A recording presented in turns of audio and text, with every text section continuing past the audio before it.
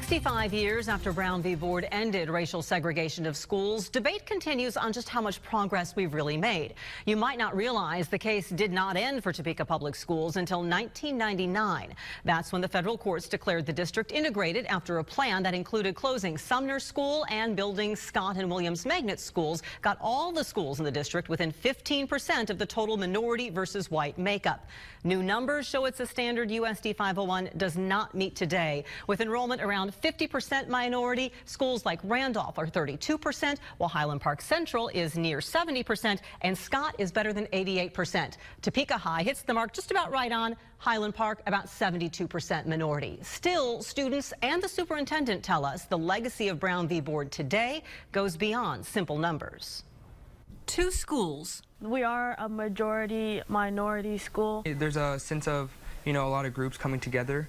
Different perspectives. I can always find somebody who looks like me, has the same interests as me. We all come from different backgrounds. We all have gone through different hardships. Highland Park, 72% minority, Topeka High, 50%. But these students say each equally diverse. Diversity to me means different groups. How you grew up, how you were raised, where you were raised. From race to religion to gender to sexuality. Every demographic is represented. Acceptance and promotion of inclusivity within a community. Accepting of what other people believe. The numbers are just to prove a point. You can look at a population and see their color and say, oh, there's so many more of this student than there is of this color student. So it really doesn't tell the whole story. It doesn't, no. Superintendent Dr. Tiffany Anderson agrees. This is really about mindsets. How do you change mindsets in people? Highland Park students say they especially encounter this challenge. We're just obviously in a neighborhood that has a lot of violence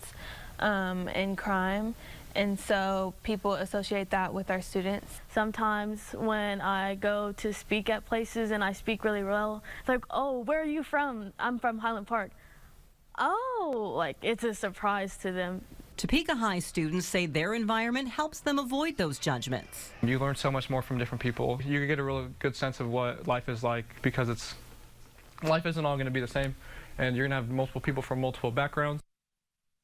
How to bring those views together goes beyond the classrooms. You'll hear what challenges the students say remain and how Dr. Anderson says the district is addressing them tonight on 13 News at 10, part of our special coverage, Legacy and Progress, all this week on 13 News leading up to Friday's anniversary.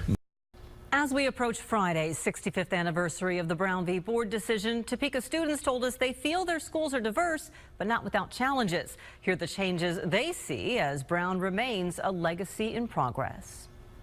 Students say real diversity is about acceptance and inclusion. How you grew up, how you were raised, where you were raised. From race to religion to gender to sexuality. How to bring those views together highlights a challenge beyond the classroom. All the houses with a low income tend to be closer together compared to all, on the outer skirts where there's people with higher incomes, they're able to live, and that leads to their school becoming, predominantly one race or predominantly one mindset. That problem is very difficult to actually find a solution to.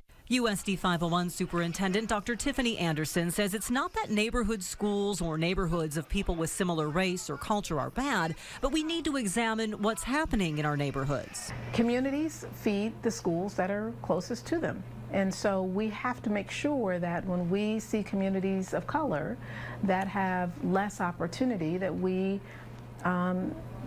speak to that and we look at ways to make those changes. Irene sees that opportunity falling short in her advanced placement courses at Topeka High. Most of the students, she says, are white. If we're going to claim that Topeka High is a diverse school, then that has to reflect itself not only within the demographics of the population, but also the educational opportunities that every student receives. And if we're seeing that diversity fails at this higher level of course load, then that is something that is problematic. Dr. Anderson says students are helped by no longer having to pay to take the ACT college entrance exam. Plus, AP courses themselves do not have fees, and they have a scholarship fund to help assist students with fees required for testing to earn college credit. And Dr. Anderson says staff must encourage students. Sometimes the confidence level isn't there, and sometimes because they don't see other students that look like them. We have to change that. We really, at the earliest of levels, have to challenge all of our students at the highest level and show them possibility. But students say the staff itself is a work in progress. There's more of one race of teachers, which is white. 87% of USD 501's administrators and certified staff, including teachers and counselors, are white. It's important to me to, just to maybe have someone to look up to that, kind of does look like me. I think it's important that we have somebody who we can rely on, who would understand our culture and our background and understand how our family works. Anderson admits it's a concern. The district is now recruiting from foreign countries and among its own graduates. Plus, for the past 3 years, they've partnered with a group to train teachers on cultural issues. Understanding that we don't look for people to be colorblind. We want you to be color conscious. An effort students have noticed. I don't think the ethnicity of the teacher matters. I just think that they have to know what they're coming into and know how to communicate with us well. They have to have a diverse mindset. Students changing mindsets are giving them opportunities once thought impossible. I want to be able to go to college and continue pursuing a higher education, and none of my family members have ever been able to go to college. And they see the future of Brown v. Board in themselves. I feel like that just places more responsibility on us to continue improving the status quo. It's not perfect and we need to keep striving. I am a part of this movement. There's still a barrier there, and we need to knock that barrier down. A lot of honest discussion from the students. Loved talking to them. You can hear their views on their school's diversity on WIBW.com.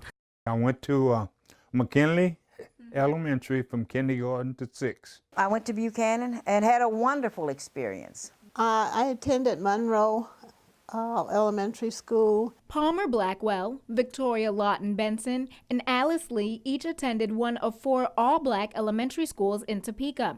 They often had to travel further to get to school, even though another one was closer. It was about 3 blocks further for me to go than the school called Van Buren, which was a white school. Some, like Blackwell, heavily relied on the teachers. The teacher, Mrs. Monroe, would come to my house and pick me up and take me to school. They were more like family than teachers. They lived in our neighborhoods, went to the same churches. However, they said this was all normal for them at the time. We never talked about, I never talked about it because we were just, that's the way it was. A youngster like me, it really didn't mean that much to me because I played with everybody in the neighborhood. We was all friends, and I didn't know anything about none of that stuff. They can still clearly remember those around them. This one is still working at the library, and she's one of my best friends. I even remember Mr. McDonald, the janitor. I can see him today, and I'm soon be 80. So some good memories. Ms. Williams, Ethel Williams, it was our principal, and Miss Harmon. I remember all of them. I remember our principal, Mrs. Montgomery. She always had gray suits on with the padded shoulders out here. And she's always standing at the top of the stairs with her hands on her hips. Today, some of their schools look very different. Buchanan is now home to several organizations. McKinley is vacant. Now, as an old man, every now and then I'll go over there and just sit there and look at the old building. And Monroe is now the Brown v. Board of Education National Historic Site. And Lee says some areas never changed. The same doors on the different rooms are still there. And the stairway is still the same. And of course, we didn't have an elevator back then. All 3 said they wouldn't have had it any other way. I'm very proud and grateful, and I learned, and so I like it just like it was. I wouldn't change that for anything because that was my foundation. From the Little Rock Nine to Ruby Bridges in Louisiana, each is part of the story and history of desegregating our nation's public schools. What do you have to say about this now? We're very happy about it. In Topeka, that story involved Sumner Elementary. You cannot tell the complete story without talking about Sumner. Sumner was one of Topeka's all-white schools and where Oliver Brown tried to enroll his daughter, Linda. 65 years after the Supreme Court's Brown versus Board decision made it possible, Sumner is fading away. Once adorned with molded ceilings and pristine hallways, the building is now riddled with broken windows and holes in walls. People go in and break in. They've had to board up the windows several times. The California-based Southside Christian Palace bought Sumner School in 2009. With the sale came promises the community says they've yet to keep. Things fell apart at that point. Councilwoman Karen Hiller says the relationship with the church started out positive, then the church stopped answering their calls. It was pretty devastating. The Ward Mead Neighborhood Improvement Association sued to have the building declared a nuisance and forced the church to take action. But earlier this year, a judge ruled the group did not have standing to file the action, leaving Topeka Sumner advocates at square one. Hiller says the city of Topeka shouldn't have let Sumner go. The auctioning that they did as they did it was a mistake. But NIA President Dawn Downing says they don't want to push the church away. We just want it to live. If they refuse, she says, then the community must fight for Sumner's future. The people, the plaintiffs who were courageous and unafraid to go out and ask for change, demand change, equal opportunity for everyone. We don't want that to get quiet. To have Sumner sitting there in simple terms, rotting, is just a shame and should be unnecessary. Please don't forget about Sumner. As a 7-year-old child, Vicki Lawton Benson remembers the tune of her mother Maud Lawton's song. She played the piano by ear, and she had a beautiful singing voice. Donald Henderson's mother, Zelma, ran her own beauty shop from her home. She was a small lady, not even 5 foot tall, and she was pretty hard. I have to say that because the way she raised me, she was pretty hard. Donald and Vicki enjoyed going to school. They remember their teachers fondly. I remember Miss McBriar. She used to like to eat my tuna fish sandwiches when Mother sent my lunch, and it had tuna salad in it. Mrs. Muxlow. Her husband was the principal then. One of the only ones I remember because she was so nice. On the weekends, Donald and Vicki said all the children would come together to play. I lived in a diverse neighborhood already, and I had white friends even before I started going to the white school. But when Monday morning came, under Kansas law, Donald and Vicki couldn't go to school with them. They made the trip to their separate, segregated elementary schools in Topeka, Donald at McKinley and Vicki at Buchanan. As we walked, we picked up all the other kids, and we walked together. Demanding to outlaw segregation in America's public schools, Zelma and Maud stepped up as 2 of the 13 plaintiffs to represent their children in a lawsuit. Brown versus the Board of Education. It was a secret. I mean, I had no idea. I was too busy having fun, and she just let me, so I didn't know a thing about it. We were allowed to be children, so I didn't know anything about what was going on. May 17th, 1954, the U.S. Supreme Court sided with the plaintiffs, ruling separate but equal facilities are inherently unequal. Changed everything. 65 years later, Donald and Vicki are living in a world forever changed by their mothers. She passed away in 2008, and she was talking about that then, how far we've come, and we still got a long ways to go. But we've come a long ways. She would be amazed today. This has traveled across the world and opened up avenues and doorways, not just in education, but for so many, for everything. A path paved by the plaintiffs of Brown v. Board. You have the opportunities, you need to take advantage of them.